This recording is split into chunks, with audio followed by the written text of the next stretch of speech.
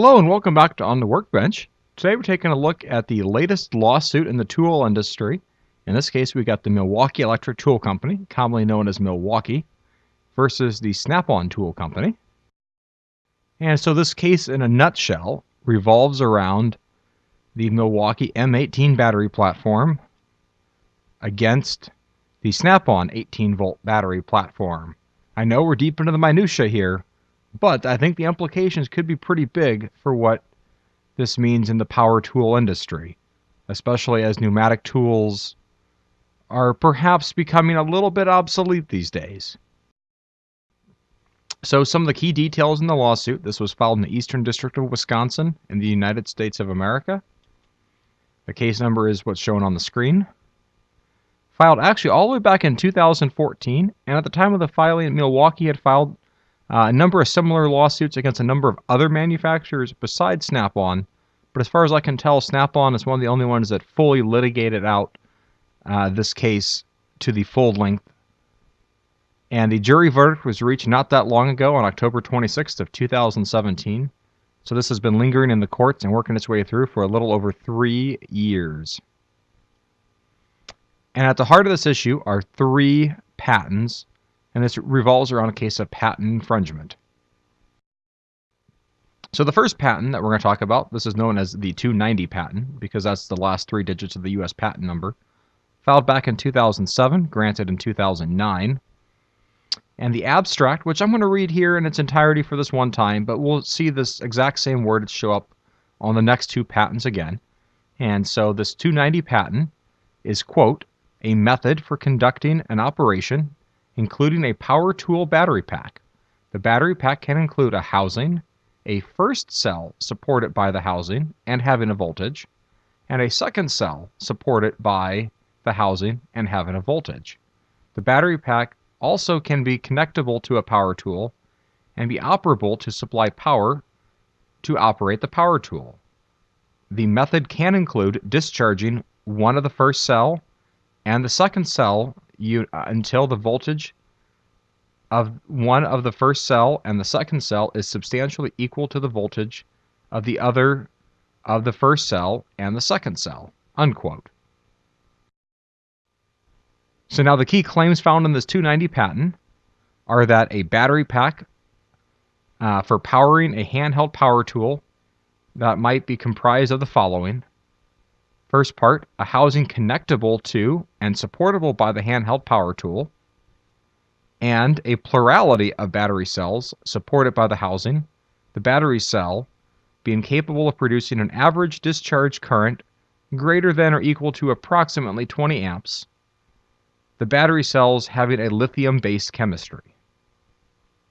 All right, so we've got basically a detachable battery pack able to discharge 20 amps using lithium-ion cells. I mean, in layman's terms, I think that's what we're talking about here in this 290 patent.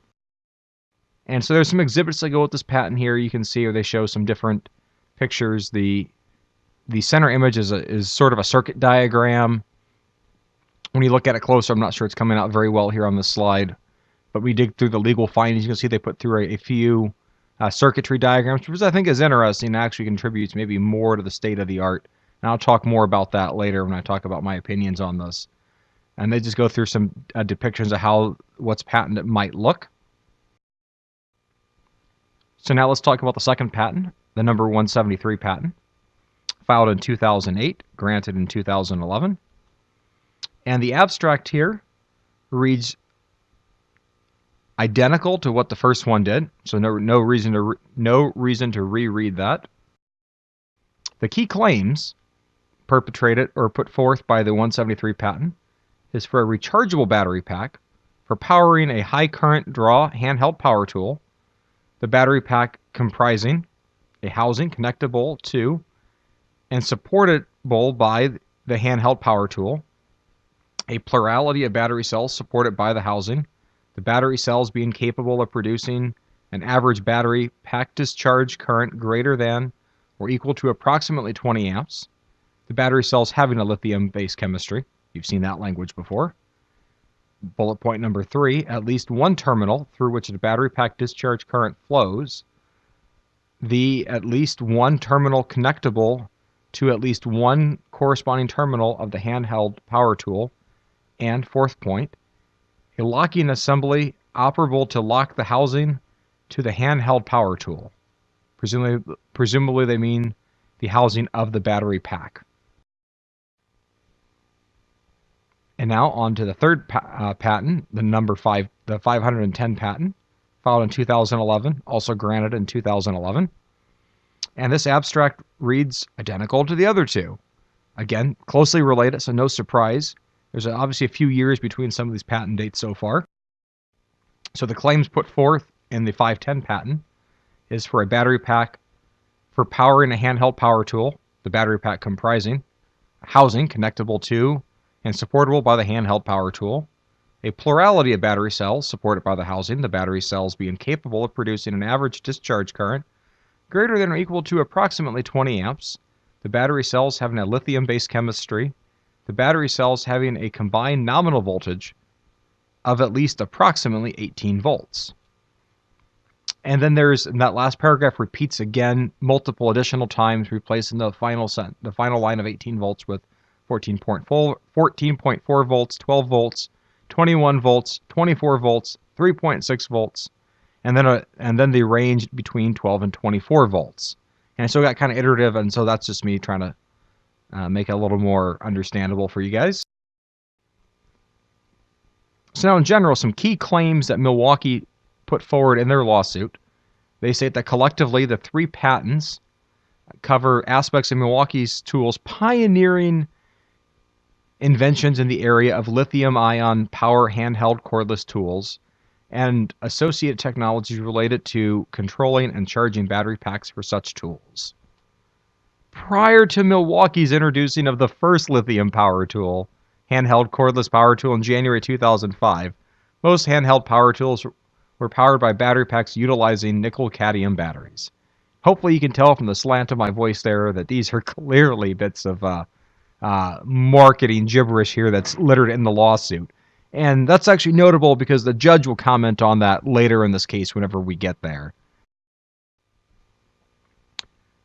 Milwaukee Tool revolutionized the cordless handheld tool industry in 2005 with the introduction of its V28 line of lithium-ion power tools, embodying the inventions of the patents in suit.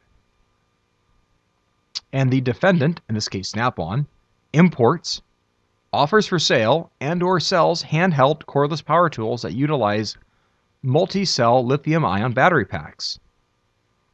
Each of these products, made, imported, offered for sale, and/or sold by the defendant, uses multi-cell lithium-ion battery packs that can produce an average discharge current greater than or equal to approximately 20 amps. No coincidence there in their statement because they're trying to make reference to what was stated in the patents that we previously discussed. Each of these products, and I'll run through a list here in a little bit here, that is specifically cited by Milwaukee, are products that are made, imported, offered for sale, and are sold by the defendant using multiple lithium-ion batteries can produce a discharge current greater than or equal to approximately 20 amps and incorporate at least one terminal through which the battery pack discharge current flows to a corresponding terminal on the tool and include a locking assembly to lock the pack to the tool. Again, this claim is obviously directed to tie back to some of the aspects of the Milwaukee patent. Another key claim from Milwaukee is that the nominal pack voltage is between 12 and 24 volts respectively. Again, another element of the patent that's trying to be cited here against Snap-on. And then Milwaukee now asks the court, in this case the U.S. Eastern District Court of Wisconsin, for prayers of relief or requests for relief. They want the defendant Snap-on to be found guilty of infringement respectively of the three patents, to award damages to the plaintiff, along with interest and the costs for the defendant's infringement, to find that this case is an exceptional case under U.S. statute and award the plaintiffs their attorney's fees and their costs for filing the suit, and finding the defendant's infringement was willful. And the final request for relief is to entertain a permanent injunction enjoining from manufacturing, making, selling, offering for sale, importing, or using the infringing products identified herein or any comparable product that infringes any of the 3 patents in the suit. And so the specific tools that are listed in the lawsuit called out explicitly by Milwaukee are several impact wrenches, a cordless screwdriver, a hammer drill, an adhesive gun, which is basically a hot glue gun, as well as several models of battery packs. It's interesting, if you look through there, there's several other power tools that Snap-on produces, notably a reciprocating saw that was not included for some reason in this case, which I'm very surprised given that Milwaukee's perhaps industry-leading position with the Sawzall product that they market. I'm very surprised that was not included in this lawsuit. And now both sides actually moved to have pre-trial motions for summary judgment to avoid this even going to a jury, and just to hope that a judge would say that their claim was so strong or the other side's claim was so ridiculous, no reason to send this to a jury. And so then the judge ruled on this in September 22nd of 2017 with an 80-page ruling that summarizes all the filings that's been going back and forth with the court, depositions, and other evidence introduced to the judge and to the court for consideration. And the court adopted the plaintiff's proposed claim construction in all respects. So in other words, he allowed Milwaukee's claims to go forward.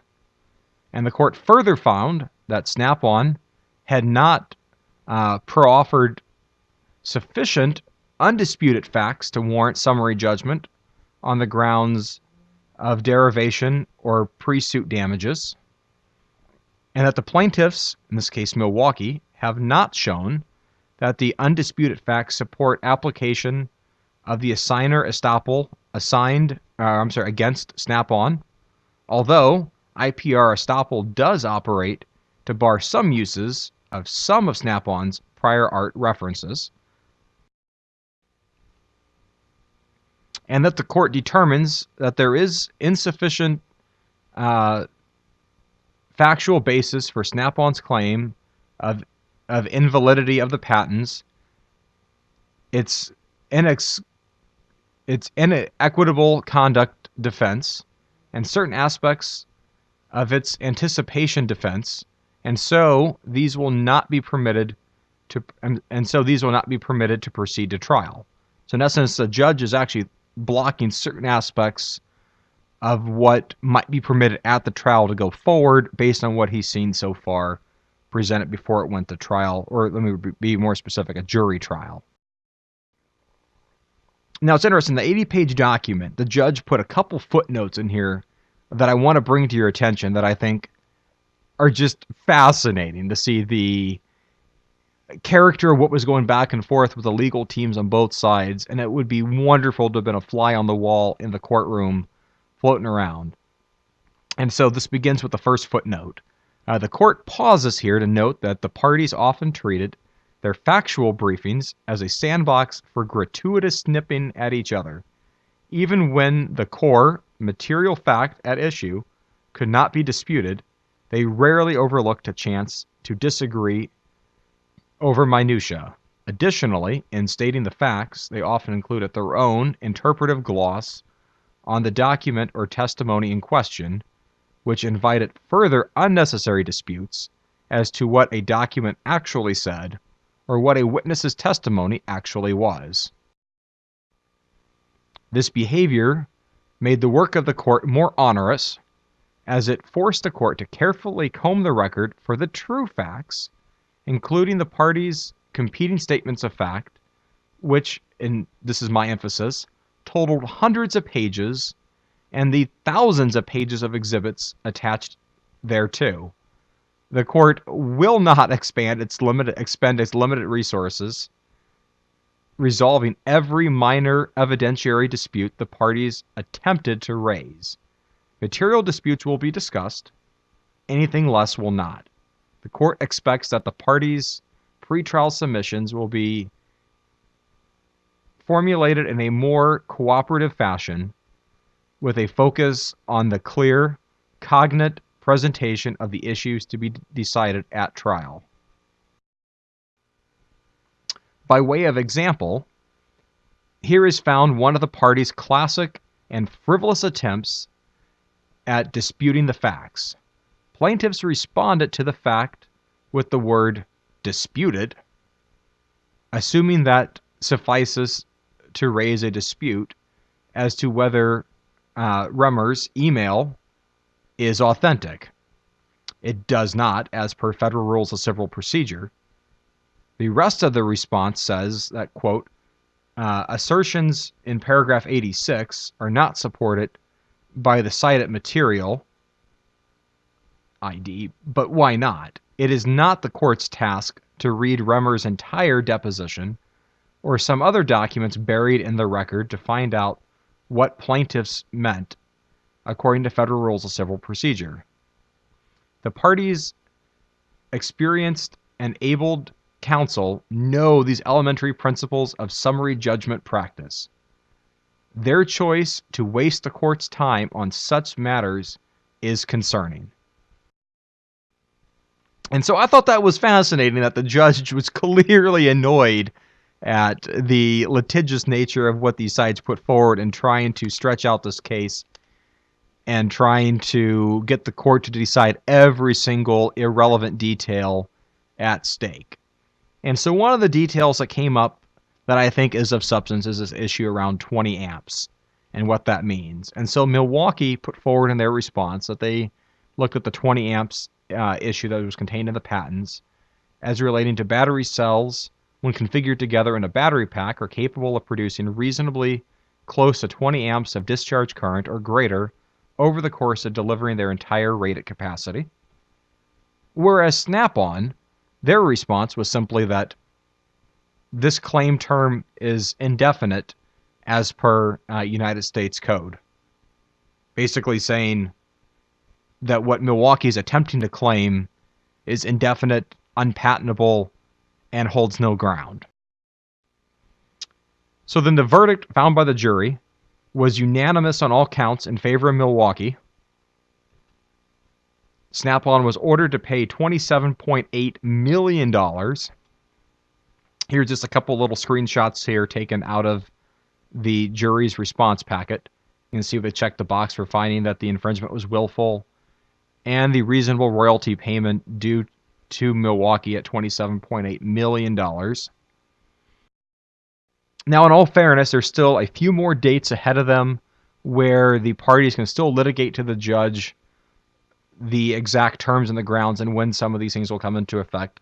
Most notably, that remains to be decided if the very specific products in question will be prohibited from sale in the United States. In other words, enjoined from their sale and distribution, which would be the battery packs and the tools. And so I would expect that we're probably going to see some sort of a licensing deal on top of that $27.8 million to be able to allow Snap-on to continue that. I mean, I could be completely wrong, but it'll be interesting to see how the parties work out the terms of what the jury has already set forth. And so we clearly have learned that the Milwaukee patent is enforceable, and just looking through other patent law, they've litigated some of these patents before in the courts. They've had others settled out of court. And so a number of lawyers have looked at these and have deemed them enforceable, which I think is peculiar. But clearly, if the courts are deciding they're enforceable, they're enforceable. From what I can read out of this, they cover seemingly all lithium-ion cordless power tools, regardless of manufacturer. And the other sister suits filed at the same time all appear to have been settled and, for the most part, from what I can tell, kept out of the public record, unlike this case. And the patents in stake here are going to be valid for 20 years from the filing date. So in other words, these patents are going to expire between 2027 and 2031. So we've got another 10 to 14 years or so that these patents are valid for. And I think it'd be interesting to see when 2031 rolls around and the last of these patents have expired, unless Milwaukee can fire another patent in there somewhere to be able to further extend their intellectual property base here, of just how much more development might we see come from the lithium-ion power tool battery space. You know, I have to wonder, given from, at least from my opinion, I think these patents are very broad, very vague, and especially compared to the nickel cadmium and older battery technologies, that even Milwaukee admitted was prevalent in the tool industry before, just how much of this is actually novel for using lithium-ion power tools. Now, I'm not an electrician. I'm not a chemist to be able to see exactly how much has changed. Will be fascinated to see what impact this has on the market. Like I said before, I think the next couple of steps I think that's reasonable is there's going to be some form of a licensing deal that Snap-on's going to reach with Milwaukee to be able to keep their 18-volt products on the market. I'd be very surprised if Snap-on has to pull their entire 18-volt lineup. But you never know what's going to happen with things. I mean, I have to say, I think some of Snap-on's 18-volt lineup to me seems way overpriced, dated, and compared to Milwaukee's tools, Milwaukee tools has a larger family of 18-volt tools that the battery packs are interchangeable with. Milwaukee doesn't have to pay a licensing fee to themselves, so they already have a price advantage there, not to mention just a wide range of other tools that are there. Now, in all fairness, Snap-on has some interesting other tools that are powered by their 18-volt platform that are not manufactured under the Milwaukee name. You know, notably, they've got a memory saver. There is a AC power inverter. Those are the two most notable ones that come to mind that are unique to what Snap-on has. I'd love to see Milwaukee come out with. And so it'd be fascinating to see how this gets resolved. And if you own 18-volt Snap-on tools, you definitely should be concerned. And if you need to get extra batteries, you might want to do that sooner rather than later. Or if you're trying to complete some sort of set, again, you might want to do that sooner rather than later, just in case there becomes a supply issue. And particularly if you're really into one of the non-red versions that Snap-on sells, you might want to consider moving up those purchases just in case something happens to the availability of those tools. A few more notes here that I think are interesting and pertinent to this case. It's worthwhile pointing out Milwaukee is a subsidiary that is owned by Tektronix Industries. I believe that's a Chinese corporation. The same TTI corporation also owns Ryobi, and they also manufacture under license Rigid and Craftsman power tools. Rigid is actually owned by the Emerson Corporation, but they license their power tools to be made by TTI. There might be a few others that I'm missing. And the lithium-ion battery cells in question are actually not manufactured by Milwaukee or by Snap-on in this case. What we're referring to more specifically is the 18650 size battery. That's approximately a AA size battery in the United States. Each of these cells is nominally about 3.6 volts a piece. And these cells are made commonly by Samsung, LG, Panasonic, Sanyo, and I'm sure there's a few others out there and a few other knockoff brands of these 18650 batteries. And so I think it's interesting and important to point out how actually neither side in this case manufactures the lithium-ion battery cells in question. This is entirely about the application of these cells into the power tool market. So I thought I just want to clarify that and throw that out for discussion before we end this video. So I hope you found this video useful and interesting. If you want to discuss this below, I've got the comment section open. Feel free to discuss this. Leave your thoughts and opinions of what you think is going to happen next. Both sides have a couple more weeks left through just a little bit before the end of December 2017 to get their final interpretation of the verdict settled before the judge. And so we'll continue to remain and see what comes of that and what comes of the 18-volt Snap-on line in the future. Have a great day. Goodbye.